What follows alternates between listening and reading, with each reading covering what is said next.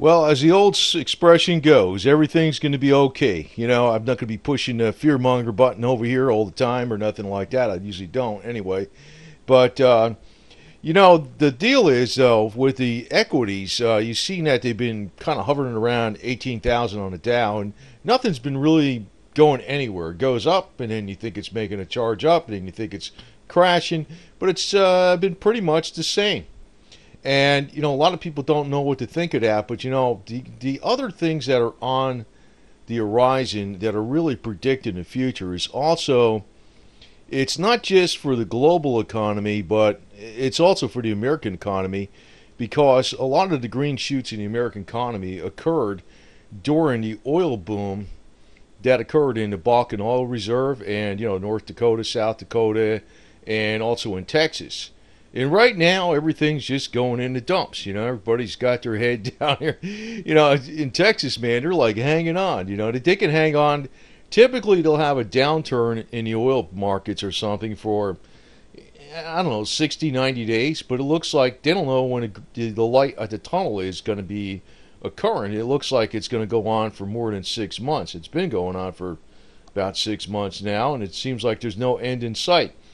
So they're really down in the dumps. But the thing is, the Federal Reserve is also measuring this in, the GDP output for that sector of the economy, and also up in North Dakota in the Bakken Oil Reserve.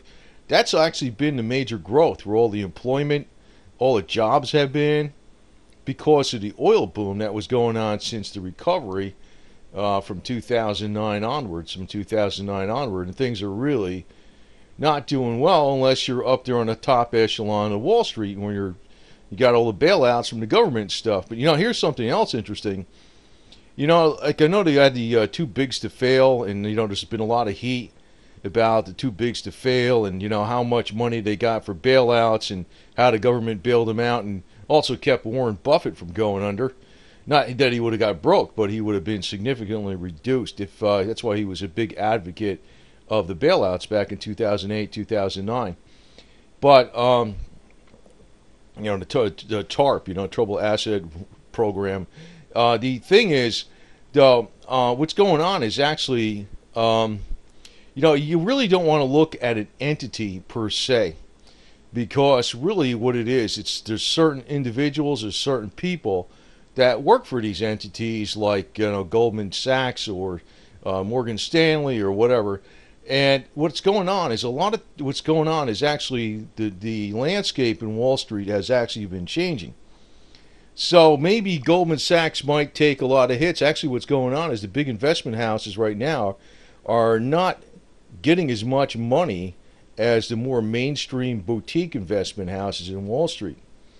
And really what I suspect very much what's going on is, like, they're just other people that just branched out and they just booked out of, say, Goldman Sachs or Morgan Stanley or whatever, and they're opening up their own shop, but the same kind of stuff's going on as before. So, even if the too bigs to fail went down, you're probably not going to get the ones that are actually behind all the shenanigans, because they went into different areas under independent shops. I don't know if we got, it's almost like right now it's too tough to call whether we got a bull market going or a bear market. Maybe it's a moose market up in Maine, a moose market, maybe that's what it is. It's got its head down, it's kind of like just plowing along, but it's not really going up and not going down. You heard all these predictions about 20,000 down all of a sudden, and you heard about, silver going to $10 and $5 and all this kind of garbage. Nothing's really moving that much one way or the other. But I want to say something from before, because I actually said this about when they had this, Saudi did the airstrikes on Yemen. You notice that oil spike price? Now, it came back down because the psychological effect of that brought it back down. But you notice how much oil went up overnight? And actually, the gasoline at the pump has not dropped. It went up like, 25 cents at the pump over this incident. And it didn't drop, which is amazing. And the other thing is, they say we got such a glut in gasoline, and they still didn't drop the price of gasoline. So, they got us over the barrel on that garbage. But I think what's going on here, like, for one, I'll give you some facts. There's a southern enclave in Yemen right now where the government has kind of taken refuge, and this whole area of northwestern Yemen is in the hands of, supposedly call them the enemy, the ones that are the Shiite-backed rebels from Iran. Saudi don't want them there. That's why actually they did the airstrikes on them. So now they got a coalition with, Sudan, United Arab Emirates, Qatar, Kuwait, Egypt, and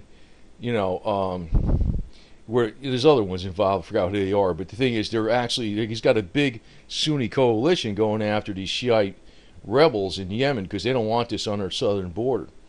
But I've been pointing out before, I think this is the whole strategy with Obama, because why the elite chose him.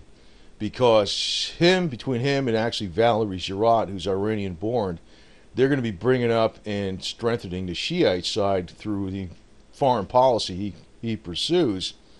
And he's going to allow Iran to do whatever they want to do with this new treaty they're going to have, whatever, with the nuclear weapons or whatever it is. And even Iran right now is actually building a lot of conventional military hardware on their own, which is surprising people that they've been doing that well. They're doing very, very well on countermeasures against cyber warfare. In other words, cyber warfare. They can conduct cyber warfare against any country, which is something where, people won't believe it, but if they brought down the financial system in the United States for a day or so, you might see your physical silver prices get a lot more attention and focus of investors as a safety, and that could very much bring silver coin up to, where investors seriously look at it more than just a novelty, because most serious investors don't look at silver coin. Most of them don't. But if there was ever a successful cyber attack by Iran on the financial system, that would change the situation in a heartbeat. But I also want to emphasize something else about Yemen. The next step on Yemen is going to be a land invasion by Saudi and coalition Sunni members against the Shiite rebels that are in Yemen. When that occurs, I don't know when it's going to occur, but they're talking about it.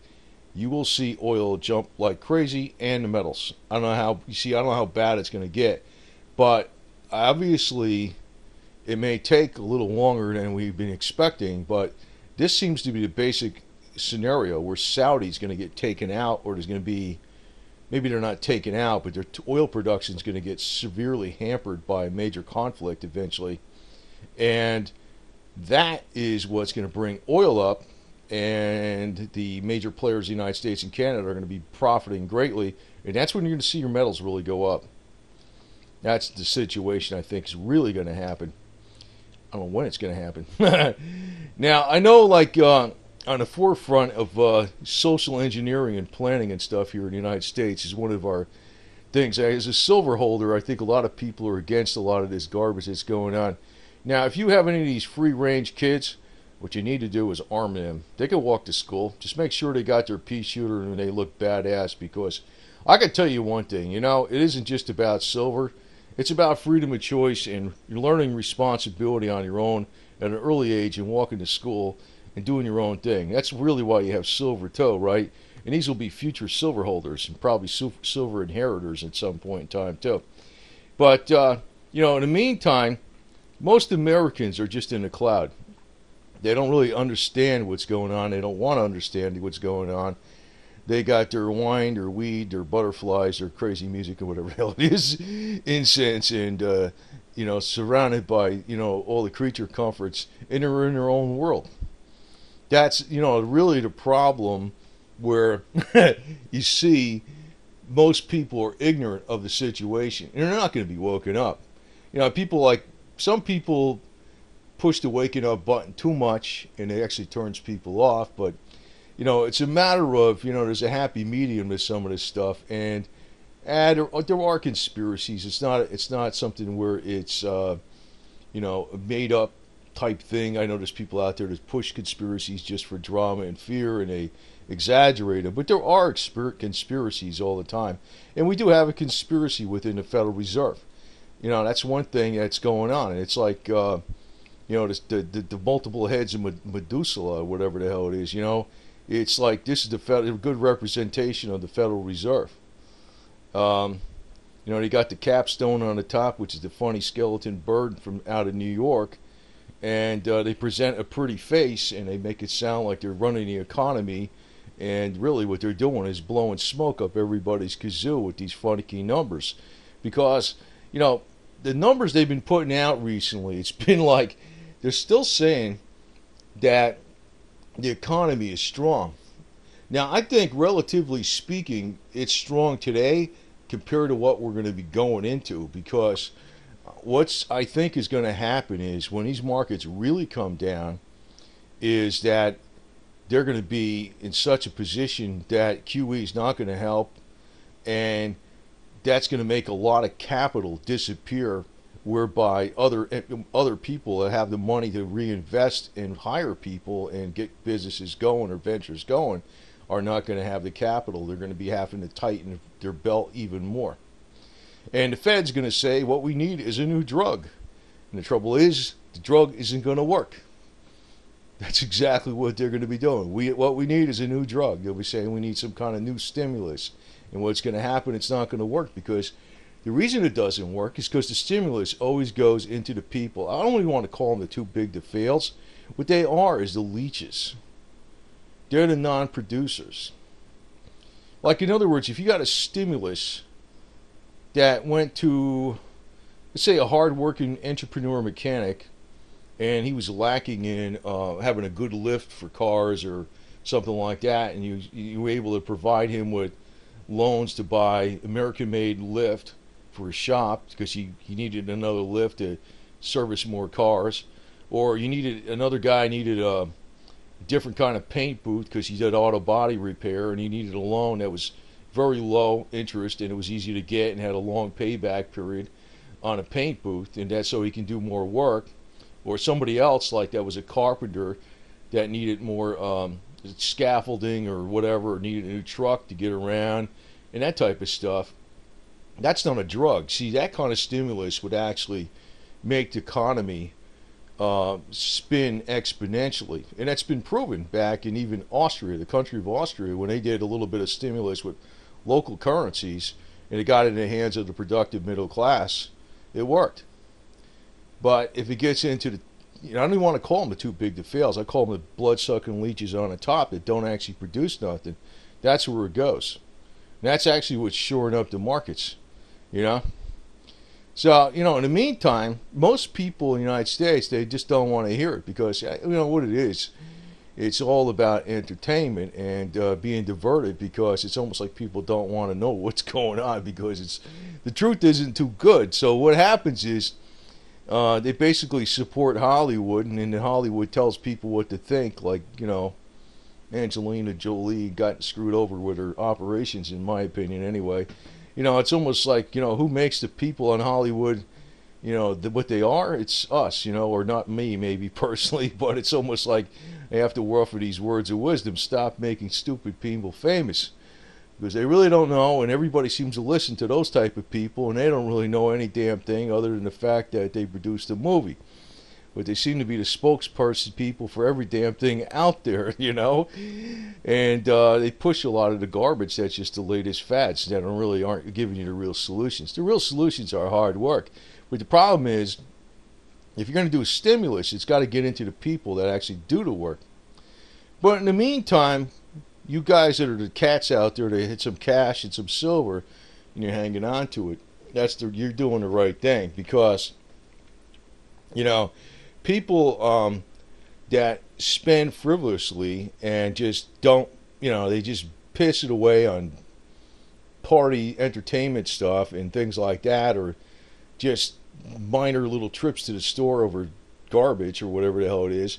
They're the ones that are actually going to be suffering. If you're a smart cat and you kept some cash, you kept some silver, and you're riding through this situation, and you're just keeping your head down, working hard, and resting as a cat should at times, you're going to be doing fine. But I think that the situation in the Middle East, what the thing is, I don't know when that situation in the Middle East is really going to change. I'm really got the mosaic now why Obama was in office, why the elite chose this guy, because basically he's this foreign policy is being directed by Valerie Jarrett, who is basically pro-Iranian to the max. So, aren't they the enemies of Saudi? So without Saudi being the target of the United States directly, indirectly, that's being set up that way where there's going to be a major conflict between Saudi and the Shiites, the Sunnis and the Shiites. And oil is going to probably get... I think that sector of oil in the market's going to get taken off. And if you only take off, several percent of the oil reserves, hey, it doesn't mean the price goes up several percent. It goes up exponentially. And that also affects your gold and your silver greatly. But the dollar is not going to go away. The dollar's got a lot of life left in it. I mean, I'm not going to be able to predict and tell you what it's going to be 20, 50 years from now or 100 years from now. I don't think it's going to be in the same situation at all. But it's definitely got at least a few years easy, okay? And, I think it's maybe now at the peak where we saw it peaked out at, the 100 index. It's probably going to start coming down. But even if the dollar went all the way down to a 70, 75 index, which is a real lot, it doesn't mean it's not worth anything. It means it's still around. We're not going to have like this ridiculous hyperinflation, except in the area of energy, food, and gold and silver. And that's where you really want to keep their silver, because it's going to be worth a lot more in US dollars. They're not going to be able to do nothing about the situation when the ball really starts tumbling in a certain direction. And I think they know this. It's a matter of they're trying to... I don't know what the hell they're doing exactly. Why, the situation hasn't been... They didn't hit the release valves for a slight amount of time, because it takes a lot of... in other words, when the situation does change, what's going to happen is that the markets can really crash a lot harder. In other words, in my opinion, it's better off to hit the release valves a little bit ahead of time. But maybe that's what Soros has been betting on all along. You'll see like a total implosion. And the guy's going to come out. That guy's been right. Even though he's been wrong on part of this, I don't think he's going to be wrong for the overall strategy. So anyway, we're looking at Texas. Texas is freaking in a hurt locker right now because of the oil situation. Texas is a major part of the economy. I mean, yeah, you could say North Dakota, South Dakota, Bakken Oil Reserve, but in Texas, there's so many other industries in there. When the oil industry goes down, it affects all those other industries.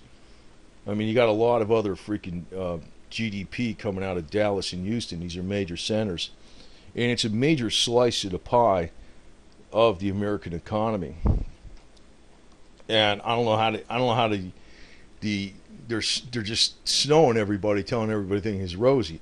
Now, like I said, I think it's rosy today compared to probably what's going to be coming up in the future, because when these markets actually do come down, there's going to be a major loss of capital of people that are Americans, that are the people that actually have the money to reinvest in America, start new enterprises and things. There's going to be a major loss of capital. And that's going to really contribute to a major, major slowdown. The whole reason the stimulus always has failed is because it never gets into the hands of the productive people. I mean, if you hand money to a go-getters, the middle class, to the real go-getters, that money will create new money. If the money goes into the big investment houses, the suits that freaking sit around at looking to scheme and plotting of how they can make more money, but they really don't want to produce anything. Their whole work strategy is how to screw people. Basically, they don't actually produce anything. You put the money in their hands, it doesn't stimulate the economy at all, and that's where the money goes. So I'm not against the stimulus of money, but it never goes into the hands of the productive middle class. That's really why it always failed. That's why it's been failing. It's getting worse and worse because it's always going... I don't want to call them the too bigs to fail. You hear that word all the time. They're not... They are the leeches on the top. So if you give more money to a leech, it doesn't help everybody out. You give money to a very productive person that works very hard, everybody benefits. stimulus can work if it goes in the right hands of the right people. And that in a nutshell is exactly what's wrong. But the situation is going to play out because eventually, the people on the top basically they're kind of setting themselves up by painting themselves in a corner.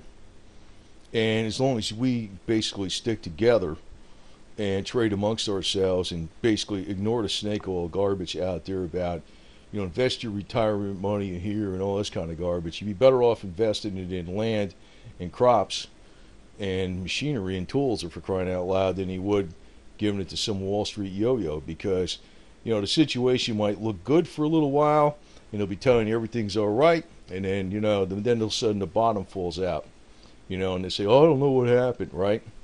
But you're better off investing in physical things. Yeah, silver's one of them, but there's many other physical things that you should invest in that are essentials. Food, firepower, and fuel, right? Those are other ones too. So even medical equipment. So there's other things out there you should invest in physically. And if you're smart and you're on your toes, everything will be okay.